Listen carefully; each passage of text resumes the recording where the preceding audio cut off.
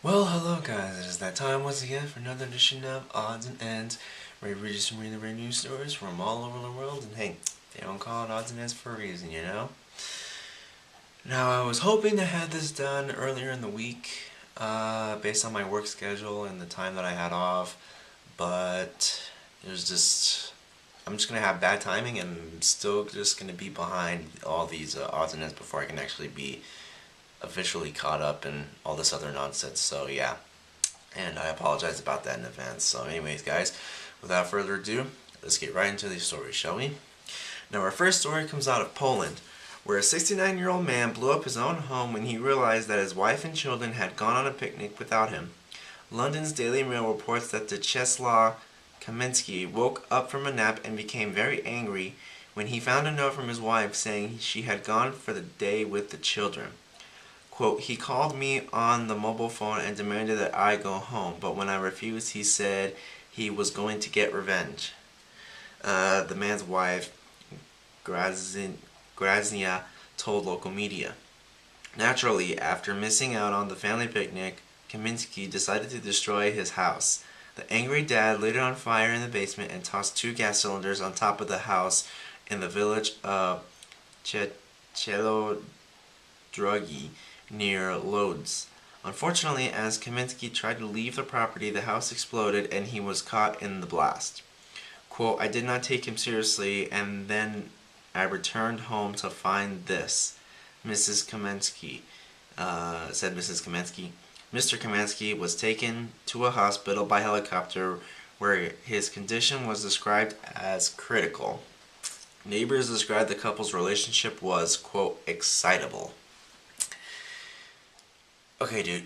So, just because your wife and your kids go out on a picnic does not mean you have to blow up your house when she says she doesn't want to return home after you demand that you say no. Jeez Louise, man. You're crazy. But moving on to our next story, which comes out of Spain, where Spanish Interior Minister Jorge Fernandez Diaz addressed his country's Congress earlier this month, questioning plans to build a luxury-style prison in the Basque region. Quote, it's unreasonable, Diaz was quoted as saying in the local.es. Quote, the project must implement services that help to re-educate and reinsert interns into society. The multi-million-dollar San Sebastian Penitentiary is slated to feature flat-screen plasma TVs in every cell and an indoor pool. Josba Agorexta, a member of the parliament from the Basque National Party, criticized the government's plan to slash the prison's total budget from $148 million to a mere $92 million. Okay, trying to turn a prison into like a luxury prison might not happen, especially if we're going to give them plasma TVs and an indoor pool, and on top of that, your budget was like almost sliced down to half of what you wanted out of it. From $148 million to $92 million, and they're going to give you the okay with it? I don't think that's going to be a good idea. And on top of that, if this prison starts doing it, who knows who else might be doing it. Next thing you know, 2-3 years down the road, all prisons are going to have this kind of stuff. Just saying. I don't know. But moving on to our next story, which comes out of Pennsylvania, where a 24-year-old man who shot his 9-year-old cousin thinking she was a skunk has been given probation. Thomas Grant pleaded no contest to misdemeanor charges of assault and reckless endangerment earlier this month. Grant admitted to shooting the girl in the shoulder at a Halloween party on October 20th, 2012. The 9-year-old was dressed as a skunk at the time, and she was engaged in a game of hide-and-seek at her home in New Seckley. According to the Beaver County Times, the girl was lying face down when Grant blasted her with the shotgun. Grant's attorney called the incident, quote, a tragic accident. The girl, who was hit with 100 shotgun pellets, continues to be monitored for lead poisoning. Grant got 2 years probation, has his hunting license revoked, and was ordered to pay restitution to the girl's family. Dude, really? You shot a fucking 9-year-old girl because she was dressed as a skunk. What the fuck were you even thinking in the first place to even get that shit through your head saying, oh, yeah, there's an enormous skunk, like there even is any enormous skunks, and then BLAM! Shoot her. Such a fucking artard, man. I'm surprised that he even got fucking probation. I'm surprised they didn't, like, give him the fucking death penalty because he shot a 9-year-old girl. But, then again, she is still alive, but she's being monitored for lead poisoning, so I hope she's alright. And moving on to our next story, which comes out of Montana, where numerous reports of a natural gas leak in downtown Great Falls were eventually traced to stacks of scratch and sniff cards designed to teach people about natural gas leaks. On Wednesday, May 8th, the Public Service Commission received several calls of a possible gas leak. The cause was traced back to boxes of scratch and sniff cards that were created to educate customers what a gas leak smells like. The cards had apparently been tossed out and hauled away in a garbage truck. Quote, as the garbage truck drove around downtown, it left behind the smell of natural gas. Fire/rescue Marshal Dirk Johnson told the Great Falls Tribune.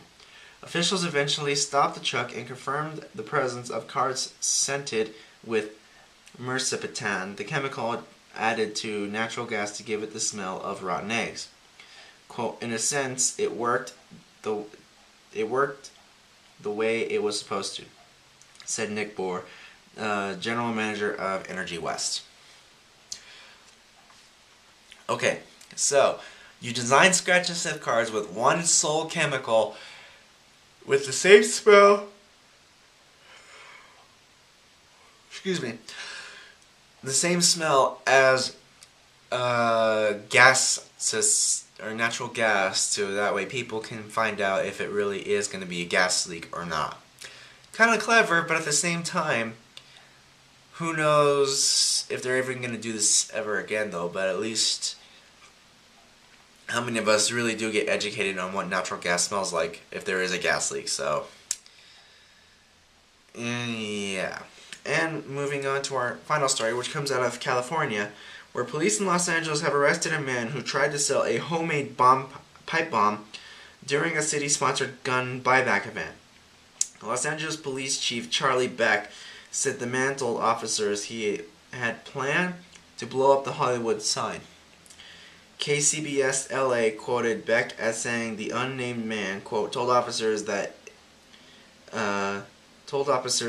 in the line that he had spoken to God that day, and God no longer wanted him to use that bomb to blow up the Hollywood sign. Now he wanted him to turn it in. Unfortunately for the bomb maker, police did not give him a cash reward. Quote, this is not a pipe bomb buyback, this is a gun buyback, said Beck. Quote, pipe bombs are illegal to possess, illegal to manufacture. Police were able to safely detonate the device. The man was arrested. Okay, let's break this shit down, shall we? You were told by God to blow up the Hollywood sign. That is like the most trademarked sign in all of the world, okay? You had Hollywoodland for the early 1900s, but then they tore down the land part and it's been Hollywood ever since. Why would you want to destroy something like that that's been around here for, I don't know, almost 100 years, number one. Number two, you realize that pipe bombs are illegal in the United States, yes? And three, why would you sell a pipe bomb at a gun buyback event? Really? You've got to be stupid.